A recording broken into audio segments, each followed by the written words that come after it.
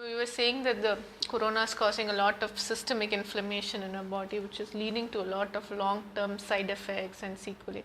So, can you tell us more about this, like how to reduce the inflammation and thereby reduce the long-term effects of the COVID-19? Yeah, so inflammation is a very broad topic, and inflammation can cause multiple issues. For some people, inflammation causes arthritis, for example. It is not because of COVID, but it is also a form of inflammation. Your joints are inflamed, and when you have diabetes, there's a lot of inflammation around the system, and these can also be tested today. There are a lot of parameters that we use to test inflammation. So we are seeing that in post-COVID patients, for some reason, this virus, and this is not new. If you remember rheumatic heart disease, what we studied as MBBS, the bacteria that caused throat pain, Streptococcus, ended up causing trouble in the heart. Even though it had no connection, our body's inflammatory process, that M protein and all of that, which was fighting against that Streptococcus, ended up causing valve issues in the heart. We call it rheumatic heart disease.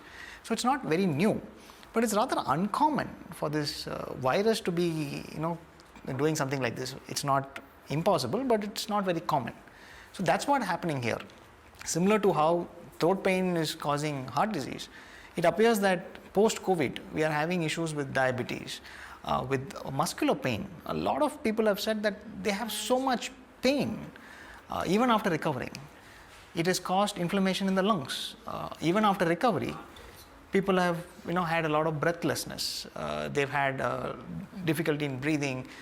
Very uncanny resemblance among a lot of patients has been saying, people who have said that after they use the restroom and come back, they feel very breathless. So this inflammation is attacking multiple systems. For some people, it's attacking all systems. It appears that for some people it's selective, either the lung, or it's causing diabetes, or it's causing myalgia, and these are all things that we are finding out as we go. So this is what this inflammation is doing. Like I said, it is the post-viral issues that we've had. Like chikungunya, if you remember, people had a lot of joint pain after, we call it post-viral, after recovery. This virus is causing these kind of issues with inflammation. So that's what appears to be happening. As we go forward, we will find out more such things, but currently we have enough data to say that yes, these are the post-inflammatory side effects of COVID. So in this, the wellness medicine, is there anything that we can do to combat this, to reduce the inflammation in our body?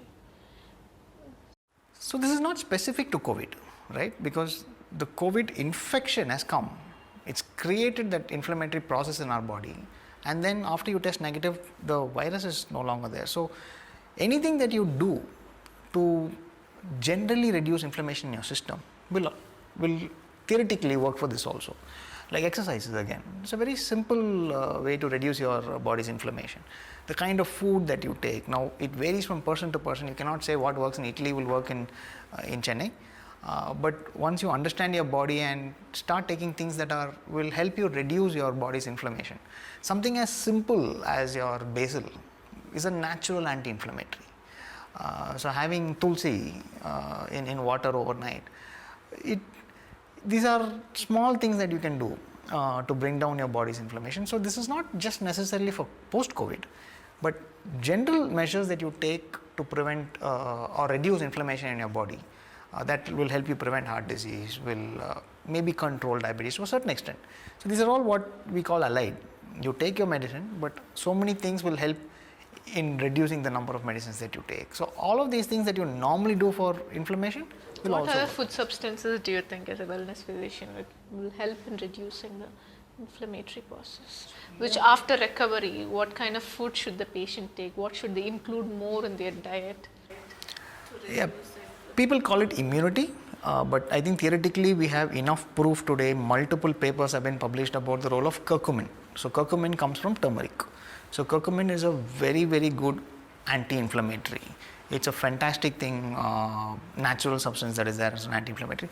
You don't have to buy pills. Using turmeric as part of your cooking is an anti-inflammatory. your basil and lime, for example, is a good combination. A lot of people soak basil overnight in water. That's a very good anti-inflammatory. And also reducing substances that if you've been affected with COVID and if it doesn't work for you, if too much of chili makes you sweat too much, for some people even one chili may make them sweat too much. So things that are pro-inflammatory you can probably reduce in your diet. So these are it. Again, there's no one solution for everybody, but this will generally help. These are two of the simplest food substances that you can use from your home kitchen.